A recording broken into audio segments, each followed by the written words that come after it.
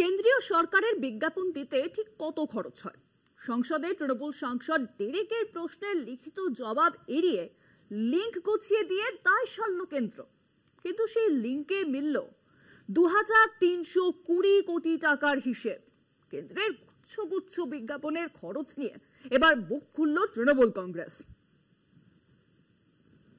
কেন্দ্রের বিভিন্ন প্রকল্পের প্রচারে গুচ্ছের বিজ্ঞাপন, কিন্তু তার জন্য সাধারণ মানুষের করের কত টাকা গুনেছে মোদী সরকার, সেই তথ্য সংসদে এড়িয়ে যাওয়া হচ্ছে।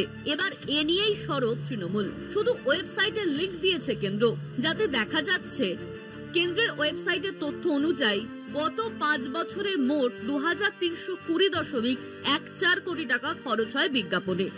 ওয়েবসাইটে পাওয়া তথ্যের ভিত্তিতে তৃণমূলের অভ্যন্তরীণ সমীক্ষার দাবি 2020-2021 থেকে 2024-2025 মধ্যে সরকারি বিজ্ঞাপনের খরচ 84%-এরও বেশি বৃদ্ধি পেয়েছে। মোট 66টি মন্ত্রকে গড়ে প্রতি বছর 454 কোটি টাকা খরচ হয়েছে। এই টাকা সাধারণ মানুষের টাকা।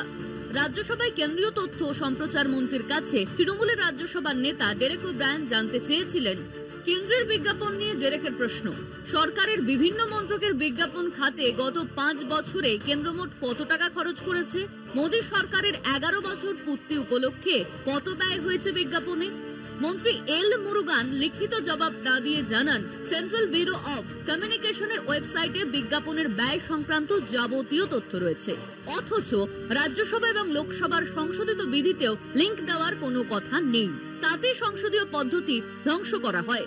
যে তথ্য সরকারের পক্ষে অস্বস্তিকর, সেই পরিসংখ্যান ওয়েবসাইটে গুছিয়ে দেওয়ার কৌশলই এখন মোদী সরকারের ট্রেন্ড। কলকাতা টিভি।